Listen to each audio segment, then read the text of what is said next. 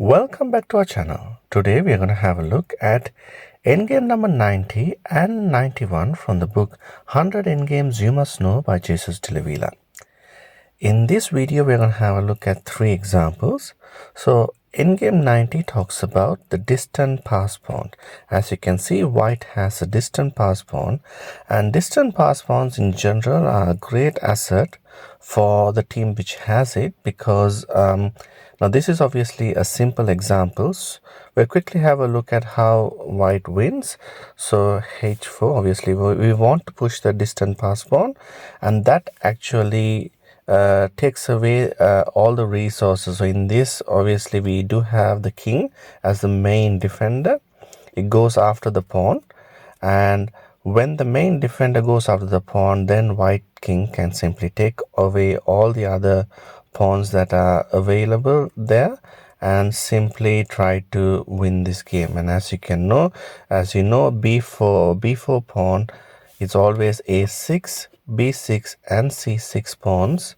Squares are the key squares, and as a result now white is already in the key square, which means this is a winning endgame. White simply needs to be careful, and after king a7, king c8, now white simply pushes b7 and then queens it and wins this game. Now going back to the original position, this is a fairly simple example. However, the same technique applies even in minor piece endgames. For example, if you have, especially if you have knights in the endgame with a distant pass pawn, is very effective against knights because it's very hard to control these pawns. And as I mentioned before, this is also useful against bishop endgames and to some degree against rook endgames as well. So distant pass pawns is always a good asset to have. In Endgame 91, we are going to have a look at two examples. In the first example, we have white having a majority on the king side, and black has a majority on the queen side.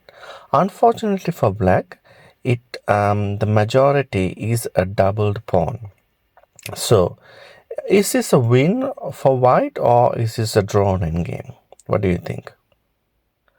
Well, when double pawns are there, it's fair. Double pawns are sometimes a weakness, not all the time, but sometimes. And in this instance, it is a weakness. However, white needs to use the correct technique to win this game. First of all, we'll have a look. So we obviously want to create a pass pawn. So the first thing you have to do in this instance is to create a pass pawn. So we do have a majority in the king side. So white plays f5 to create a pass pawn. After g takes f5, g takes f5. Now king f6 is forced. Now here you might have the inclination to go after this pawn. If you do so with king d4, this is a drawn endgame. So possible continuation if black takes the pawn, and as you can see, black goes after the b4 pawn. So after king b6, king c4, now pawn can be pushed, and after king b4, as you can see, white does not have any good move. After king b7, king takes b5, and this is a drawn endgame. So going back to this position here, the correct move is king f4.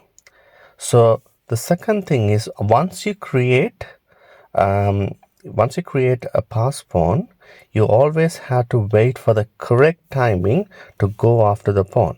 So king f4 is the correct move. So obviously king f7 is forced, king e5, king e7. Now you have to push the pawn again. King f7, king f5, king f8. Now you go to king e6. After king e8, this is where you have to go after the pawn, and the correct pawn to go after is b7, not b5. Okay, so after king b6, now as you can see, white is going after the b7 pawn, takes the pawn. After king e7, king b6, king d8, and then white takes this pawn. And as you can see, for the b pawn, after king c7, for the b4 pawn, the key squares are a6, b6 and c6. White is already occupying the key squares, which means according to endgame 3, this is a winning endgame. We'll quickly have a look at how white wins. Simply push the pawn and queens. In the second example, we do have block pawns on the b file. We do have two pawns on f4 and g4 for white, and we obviously have two pawns on the king side for black. However, black pawns are double pawns. So these double pawns, are they a weakness? Can white win this game? Not really, because even though they are double pawns, still black is able to hold on to a drop. So white to move king d4. After king d6, white can try f5, and after king c6, as you can see, all these squares are currently blocked. So white cannot enter into any of these squares. The only possible continuation is to go the long route and try to attack the pawn on f6.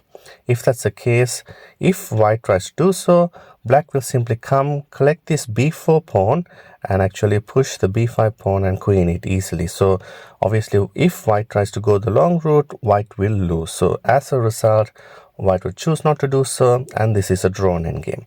Now going back to this position, instead of king d4, what happens if white plays g5?